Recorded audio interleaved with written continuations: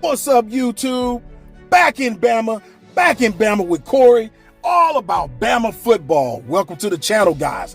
Now, On 3 reported that Paul Finebaum said and predicts an absolute bloodbath for Kalen Deboer after college football playoff loss. You heard it right here. And guys, welcome to the channel. Back in Bama, all about Bama football news, sports, commentary. We want to, this is your channel. This channel is for us. I'm a lifelong Bama fan since birth. And I know there's many of you out there. And for the haters, yeah, you come on through too and you share your thoughts. But let's follow along with me. All right, Thursday night Rose Bowl college football quarterfinal matchup between number 1 Indiana and number 9 Alabama served as a massive gut punch to the Crimson Tide faithful like me and you. The Hoosiers completely dominated Alabama, 38-3, handing the Tide the 4th largest blowout loss in college football playoff history. That is not what you want to be known for, Coach Kalen Deboer. With the loss, the coach, Kalen Deboer's second season in charge at Alabama, comes to a whimpering end. Across those 2 seasons, the Crimson Tide, as I've said in a previous video, they're 20-8, and with a 1-1 college football playoff record, following a 28-7 loss to the number 3 Georgia in the SEC championship game, and a 38-3 loss to number 1 Indiana in the Rose Bowl. There are questions about Deboer's ability to lead the Tide to their standard of winning have come into question. Now, ESPN's Paul Finebaum obliterated the Boers on Friday morning's edition of Get Up.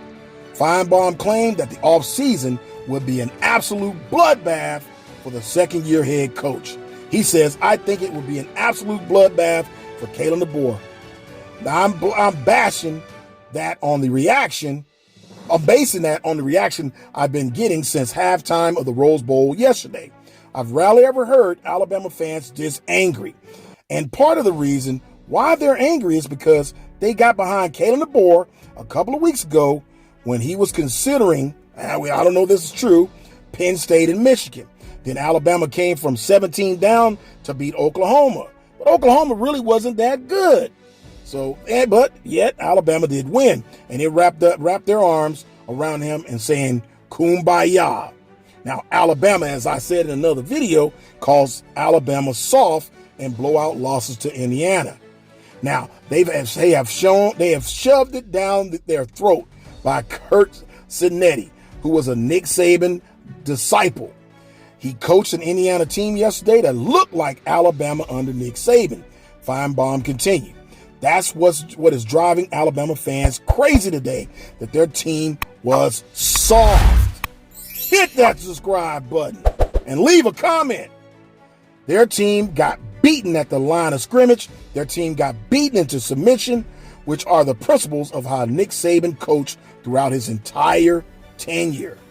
Now, Cinetti is doing that at Indiana, not a school that any Alabama fans respected. Now they're having it shoved down their throat. It tastes terrible. Hell yeah, it does. And they will react bitterly against the man in charge, and that's Kalen Deboer. Now, the game was not close in any sense of the way. Indiana outgained Alabama 407 to 193. Doubling the Tide's first down mark, 22-11, held Alabama to just 3 of 11 on third down conversions. God damn it, it was horrible. The Hoosiers also knocked quarterback Ty Simpson out of the game early in the third, taking away another Crimson Tide weapon. After deciding not to make the jump to an opening at Michigan, Penn State, or elsewhere, it will be a long and loud offseason for Kalen Deboer in Tuscaloosa, heading into a make-or-break season. Now, guys, here's a few updates. Alabama Edge Noah Carter plans to enter the NCAA transfer portal On 3. This is all reported by On 3. Haynes Fawcett reported he is a former 4-star recruit. All right, so anyway, I'm not going to get into all of that. I can go over that at a later date. But guys, I'll just say this. What's your thoughts about, hey, what do you think about, going into year 3? 20-8 record. Obviously not horrible, but it's not Bama. It's just not the Bama standard. This is not what we're used to. Guys, I just want you to leave your thoughts. Again, welcome to the channel. Back in Bama with Corey. Lifelong Bama fan. And I just had to create a YouTube channel for us. Because, listen, guys, we have a lot to say about our Crimson Tide. And many of us who go way back in history. Paul Bear Bryant for me. Going to games with my pops many years ago. Many years ago. And guys, lifelong Bama fan, just like you guys. I want you guys to chime in, share your thoughts. What's your thoughts about the current state of Alabama football, our Alabama Crimson Tide right now, and whether or not you're behind Kalen Deboer in year 3 with a suspect play caller who decides to run a play on 4th and 1 instead of just playing smash mouth football and getting on the O-line asses, or maybe putting Proctor in the backfield and handing the ball to him to get 1 yard. Just questionable plays. 1 minute we can beat people convincingly like we did when Georgia was number 5 in the country. Beat them. Looked good. Had a 4-game stretch where Alabama looked a little like the old Alabama. But you can't win football with a one-dimensional offense and a running game that only produces 23 yards in 4 quarters.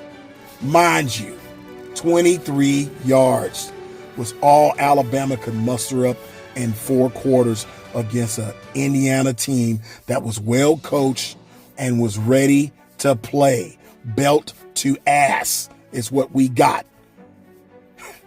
That's what we got. And so, guys, leave a comment, hit that subscribe button. Again, guys, welcome to Back in Bama. Back in Bama with Corey. All about the Crimson Tide, Bama football. And, guys, thanks for watching. Until the next time. All right. See ya. Peace.